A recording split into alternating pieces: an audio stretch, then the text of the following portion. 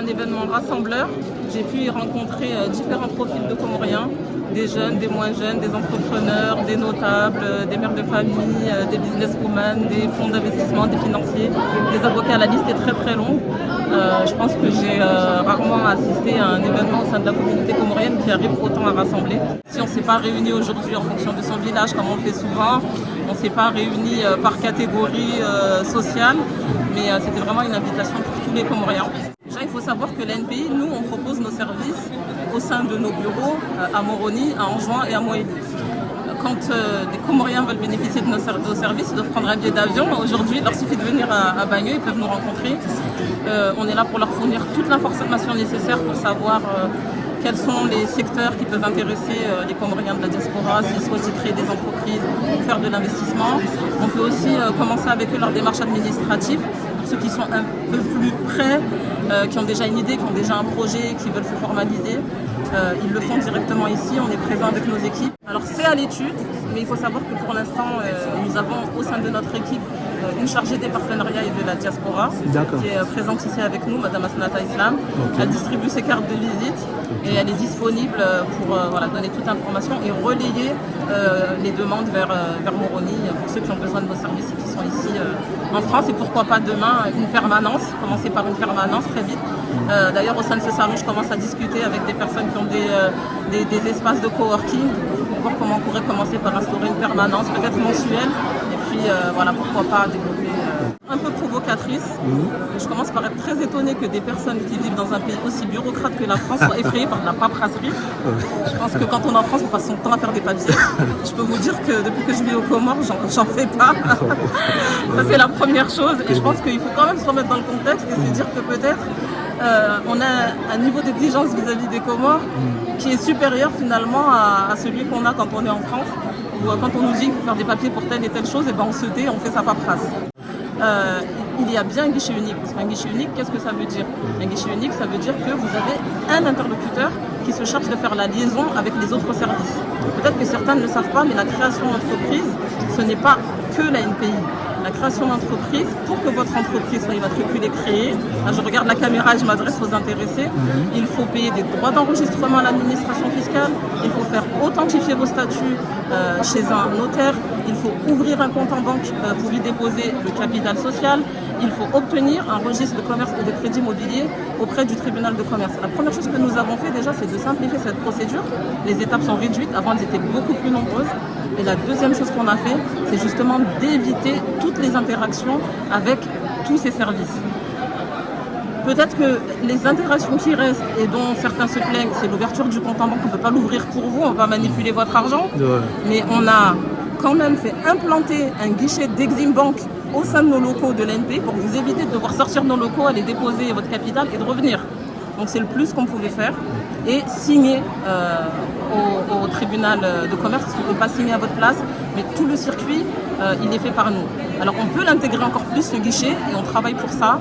Et vraiment, on appelle à l'indulgence de chacun, parce que c'est un effort commun. Et nous, on considère que ce qu'on est en train de faire pour faciliter au maximum nos usagers, on le fait par passion, on le fait parce qu'on croit dans ce pays. Et plutôt que certains se plaignent et soient exigeants, on invite tout le monde à venir participer à cet effort collectif. J'ai un sentiment de fierté. Et je suis satisfait également. J'ai tenu absolument à bousculer mon agenda, à bousculer tout ce que j'avais à faire. Il fallait absolument que je sois présent à ce grand rendez-vous comorien en France. Le pays est exposé au monde entier. Les talents comoriens y sont. L'enthousiasme comorien est présent. L'optimisme comorien est ici également. Au-delà des expositions, au-delà des... c'est l'état d'esprit. C'est ça ce qui me retient le plus. Vous savez, vous pouvez partir de rien, mais si vous êtes déterminé et que vous avez un état d'esprit positif, combatif et créatif, tout peut vous réussir. C'est l'esprit qui se dégage ici. Lorsqu'on vient ici, on voit tout ce qui se dit, on voit le visage bienveillant de ces jeunes.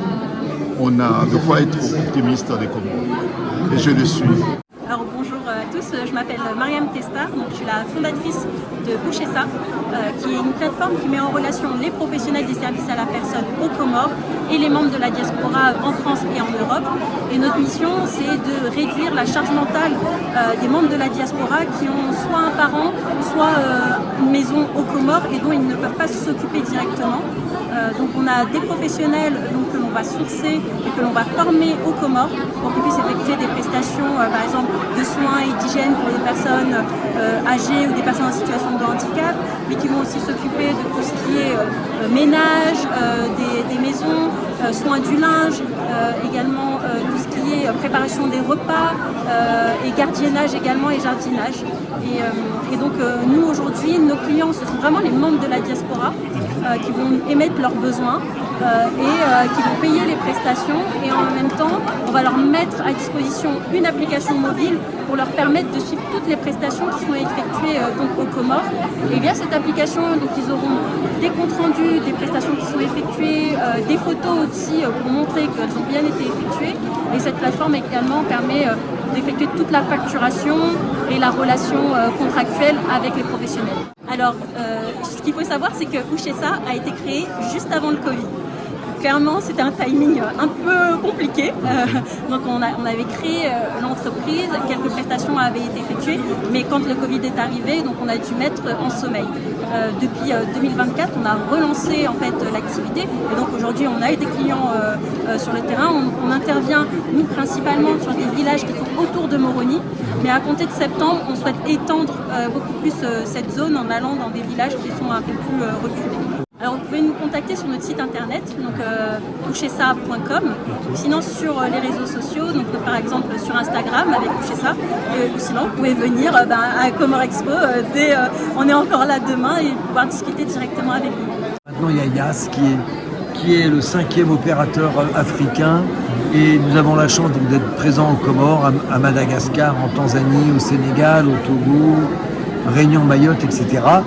Et nous Installez-vous, les pitchers. Un positionnement et une ambition beaucoup plus forte maintenant, que la puissance de notre groupe va pouvoir démultiplier. Alors Yas et Mboul, Mboul c'est notre marque de mobile money, donc ces deux marques fonctionnent ensemble, appartiennent au même groupe. Simple, la famille reçoit l'argent sur son téléphone, l'argent est immédiatement disponible, et on a plus de 200 000 utilisateurs de Mboul au Comores. Donc la démonstration n'est plus à faire. Les Comoriens ont adopté Mboul. Maintenant, nous voulons que la diaspora choisisse le mode de transfert vers Mboul comme moyen privilégié. Et on peut le faire avec Orange Money Europe, qui est une application qui se télécharge très très facilement sur tous les téléphones, ou avec RIA aussi, et bientôt MoneyGram, Western Union, etc. Okay. Donc ce qu'on veut, c'est que les transferts d'argent soient orientés vers les téléphones Mboul. Alors, j'ai observé la dynamique de l'engagement, la mobilisation de la diaspora. Quand on est unis, eh bien, on peut bouger même des montagnes. Et la présence nombreuse de cet acteur démontre l'importance d'une œuvre, d'un engagement collectif, mutualisé et partagé. En fait, il y avait des... Et donc, nous avons observé que la diaspora en France, a du potentiel, a des capacités à apporter au pays des compétences, des projets innovants, mais aussi des synergies à partager. Et j'étais très content de voir cette dynamique et l'engagement de chacun pour le développement des Comores. Je me présente, moi c'est Nasser, co-gérant de l'agence Alina Voyage, une agence de voyage. Nous avons toutes les destinations du monde, donc nous travaillons avec toutes les compagnies du monde. Nous avons des facilités de paiement, nous avons des tarifs préférentiels à destination de Moroni pour cet été. Là, on a une offre en ce moment qui est du 25 juillet au 30 580 € à Paris, Addis Abeba, Moroni. Nous avons un local, nous sommes situés au 71 avenue Édouard Vaillant à Pantin.